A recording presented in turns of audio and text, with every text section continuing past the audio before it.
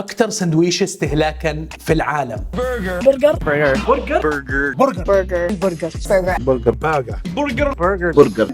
في السنة الواحدة في أمريكا لحالها أكثر من 50 بليون برجر. عارفين لو صفيناهم جنب بعض بلفوا حوالين الكرة الأرضية 2.5 مرات. بس البرجر مش غالي، الستيك هي الغالية. لكن والله مش خسارة لأنه اللحظة اللي أنت بتاكل فيها الستيك المحترمة وبتبدأ تمضغ فيها وتحس بطراوتها وبتحس بتكستشر اللحمة وبعدين النكهات بتبدأ تمشي جوا تمك هيك لحد ما توصل من البداية للنهاية. هي هاي اللحظة اللي أنت راح تحس أنك أنت حطيت فلوسك في محلها وراح تستوعب أنه أحسن شغلة صرفت عليها فلوسك في حياتها هي قطعة اللحم اللي قدامك.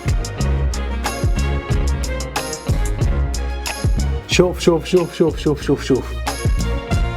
أنا باسل الحاج واليوم راح نسوي مع بعض برجر. هي هاي البرجر بالضبط. واليوم راح نعمل مع بعض ستيك مستاهل كل فلس بنحط عليه. لا برجر ستيك برجر، لا ستيك برجر. طيب الستيك والبرجر طريقة طبخهم تقريبا زي بعض، نعمل الاثنين.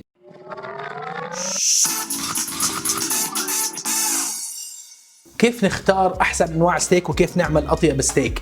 الموضوع كلياته في قطعه اللحم اللي قدامنا، والموضوع طويل وممكن نحكي فيه لبكره. البريدز تاعت اللحمه احسن، فصائل اللحمه انجس ولا واقي ولا غيرها، الدراي ايجينج احسن كاتس، مش راح نخلص. فاذا بتحبوا نخصص حلقه خاصه بس على هذا الموضوع، بس نحكي فيها عن انواع الستيكس والكاتس والى اخره، احكوا لي في التعليقات. لكن خلوني هون احاول انه ابسط الموضوع قد ما بقدر. 3 عوامل رئيسيه بتعطينا برجر ممتازه. اول عامل واهم عامل طبعا اللحمة، ثاني عامل والجزء الثاني والمهم جدا في السندويشة اللي هو الخبز اللي بنستخدمها، وثالث عامل هو طريقة الطبخ اللي رح نمشي فيها الحين خطوة بخطوة. أول عامل في جودة الستيك هو نوع اللحمة نفسها، قديش في نكهة في اللحمة، من أي بقرة جاي، إيش فصيلتها، إيش كانت بتاكل. كل النكهة اللي إحنا بدنا نحسها في الستيك هي من جوا اللحمة، وكيف بدها تصير النكهة جوا اللحمة إذا أصلا ما كانت فصيلة اللحمة ممتازة وفيها نكهة ممتازة. ما نزعل لما نشتري لحمة تعبانة ورخيصة وبالأخير ناكل برجر ونحكي ليش مش زاكية. ثاني شغلة هو الكت نفسها، قطعة الستيك سواء بدنا نطبخها أو حتى اللي بنطلبها في المطاعم. مهم جدا إنه نعرف شو أحسن قطعة ستيك نستخدمها، مش أي قطعة لحمة ممكن تفرمها تعطي لك لحمة برجر ممتازة. إذا بدنا نلعب على السليم دائما هم قطعتين ستيك. أجمع العلماء، علماء البرجر كلياتهم، على إنه الريب آي اللي هي تعتبر معروفة بإنه توزيع الفات فيها كتير حلو، نكهتها كتير ممتازة، ولما تنطبخ بتطلع طرية وزاكية. قطعة الجزء العلوي من فخدة البقرة هي اللي بتعطيك أحسن أنواع لحمة البرجر، بسموها تشاك. نسبة الدهون اللي فيها ممتازة جدا، من 15 ل 20% دهون. لكن بدنا لسه اللي أطرى من الريب آي الفيليه، طرية يمكن أطرى قطعة في البقرة كلياتها، ولكن نكهتها شوي أقل من الريب آي. مين بتفضلوا نكهة أكتر في الريب آي أو طراوة أكتر في الفيليه؟ هاي الدهون هي اللي بترفع لك مستوى البرجر لفوق، لأنه الدهون أول شغلة بتعطيك طعمة، بتخليك تحس أكتر بطعمة اللحمة نفسها. ثاني شغلة بتتماسك البرجر اللي بنشويها وبتفرط معانا هاي لأنه ما فيها دهون صح.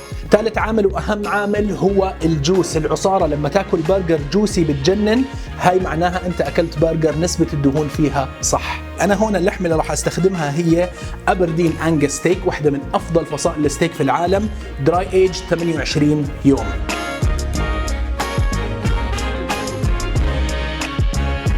انا بحب البرجر تبعتي تكون سميكه، يعني يكون فيها لحمه، ما اقعدش اغوص وادور على اللحمه تبعتي. فبستخدم تقريبا نص باوندر اللي هي تقريبا 220 جرام من اللحمه. بنلفها بنكورها وبنكبسها كويس. لما نشتغل في اللحمه المفرومه تاعت البرجر ما ندعكها كتير ونضل نلعب فيها كتير، اعملها برفق لانه هاي مش اصبع كفته. خليها هيك، خلي اللحمه اللي فيها يضل التكستشر تبعها موجود والدهون ما يلتعن ابوها وانت قاعد تشتغل في البرجر. الستيك هي اسهل طبخه ممكن تنعمل في الدنيا واسرع طبخه ممكن تنعمل في الدنيا. بتعرفوا دائما لما نسوي برجر العصاره بتروح على النص لما تنطبخ، فاغلب الناس ايش بتسوي؟ وبكل اسف بروحوا كابسين البرجر. ما تكبسوش البرجر، خلوا البرجر في حالها لو سمحتوا، لانه لما نكبس البرجر ضيعنا كل العصاره وكل الطعم وكل التماسك اللي فيها. كل اللي راح نسويه راح نلعب لعبه 3 في 3 في 3، 3 دقائق على الجهه الاولى، 3 دقائق على الجهه الثانيه، و3 دقائق ريستنج. فاللي بنسويه هنا شغله بيسموها فولكانو شيب، بحيث انه تكون الاطراف اسمك من المنتصف، فلما تنحط وتاخذ حراره وينتفخ الوسط راح يتساوى مع بقيه سطح البرجر. ما بدنا اللحمه اللي جوا البرجر تكون اكبر من الخبزه ولا اصغر من الخبزه، عشان هيك لما نسوي الاقراص تبعتنا يعني اللحمه تكون شوي اعرض من الخبزه، عشان خلال الطبخ راح تصغر وبعد هيك راح تركب بالضبط على البرجر. على مقلى سخن بننزل شوية زيت زيتون. البرجر بتنطبخ على ميديوم تو هاي الحرارة، يعني بتكون متوسطة إلى عالية شوي. بنرش عليها رشة زيت صغيرة، ملح وفلفل أسود فقط. الملح هو اللي راح يعزز إحساسنا بالطعمة تبعت الستيك وتبعت الفات اللي جوا الستيك، راح يساعدنا نحس فيها أكثر. لو حطينا ملح من البداية جوا الخليط راح تنشف البرجر تبعتنا، فبهاي اللحظات نملح البرجر. طيب من وين بدها تيجي النكهه في الستيك اذا احنا ما بنحط عليه بهارات؟ من اللحمه نفسها. عشان هيك لازم تكون لحمه فاخره جدا عشان نقدر نحس بطعمه اللحمه نفسها. ما ننسى من التمليح اطراف البرجر نفسها، ما ننساش الاطراف، وبعدين بننزلها. واسمعوا الصوت.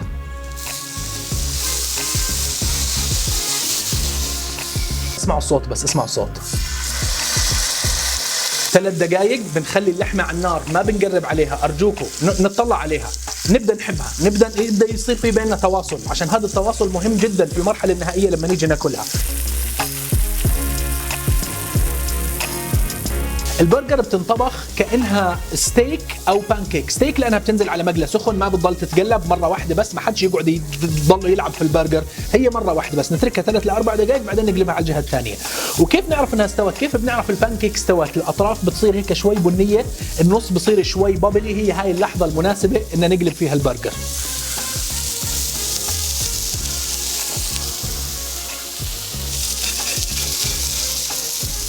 خلصت أول 3 دقائق، الحين بنقلب الستيك على الجهة الثانية. الله أكبر، شوف شوف شوف شوف شوف، اسمع الصوت. نحمص الخبز، نرش عليه شوية زبدة وعلى المقلاي. وأنا هنا في الخبز مستخدم نوع اسمه بريوش بانز، ممتاز جدا للبرجرز. بوتيتو بانز ممتاز يا أخي، أي خبزة أي بن خبزة برجر محترمة بنت عالم وناس ممتازة للبرجر، لأنه برضو الخبزة بترفع مستوى البرجر كتير. أنا ليش ماسك مجرود كنافة وأنا قاعد بعمل ستيك؟ والله وضعي صعب. البرجر عندي تقريبا 3 ل 4 دقائق على كل جهة، وآخر دقيقة في شوي البرجر بنحط عليها إيش؟ الجبنة. في آخر دقيقة تقريبا من ال3 دقائق الثانية ممكن هون نبلش ننزل مثلا شوية زبدة، توم، شوية روزمارين اللي هو إكليل الجبل، وشوية أوراق زعتر.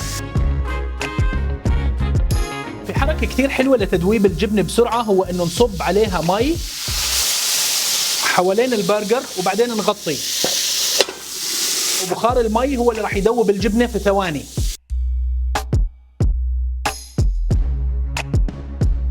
الله الله الله، شوفوا المنظر. الزبدة اللي ساحت هاي راح نستخدمها نعمل حمام زبدة للحمة.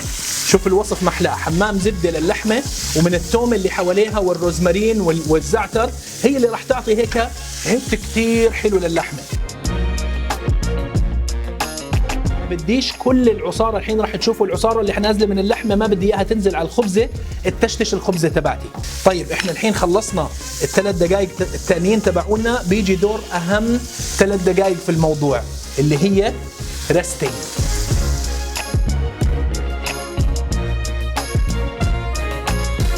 الكلاسيك تشيز برجر بكل بساطة راح نحط خس، طماطم، قطعة اللحمة تبعتنا، وأي سندويشة بتنلف في هالدنيا في كوكب الأرض ما فيها مخلل تاكلوهاش.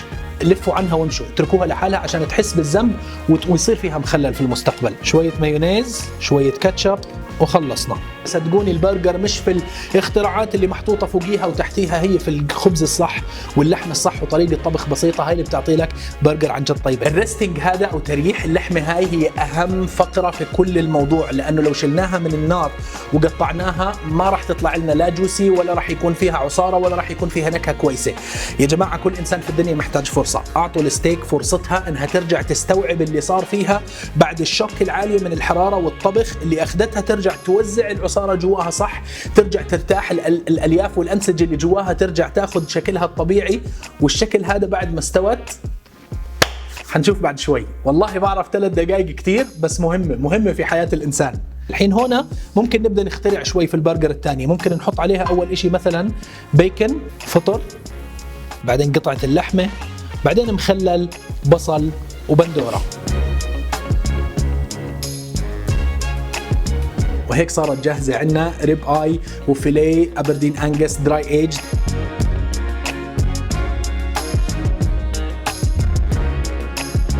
أنا عامل معهم هنا ماش بوتيتو وصلصة من الفطر والزعتر. شوف شوف شوف شوف شوف، بالله عليكم مش هذا المنظر هو اللي بنروح على المطاعم عشان نطلب هاي البرجر واحنا بنقدر نعملها في البيت. شوفوا انا بصراحة مش من نوع الناس اللي بيحب البرجر مقسوم نصين، ولكن مش غلط عشان نورجيكم النص تبعها كيف.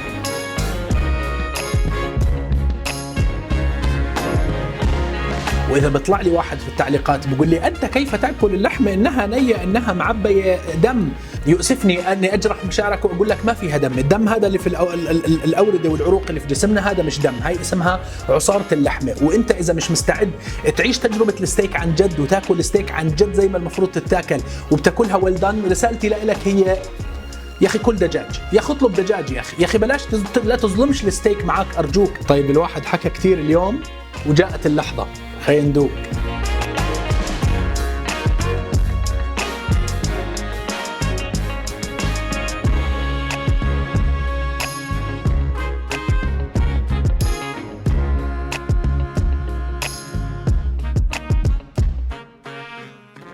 هاي كانت البرجر وهذيك كانت الستيك، اعملوهم. واللي عنده اي سؤال اهلا وسهلا على انستغرام، واللي حابب يعزمني على برجر وستيك ويورجيني مهاراته انا حاضر في اي مكان في العالم. خليني استفرد في الكائن الجميل هذا لحالي، ونشوفكم على خير، حلقة جديدة، مكان جديد، اكل جديد. سلام.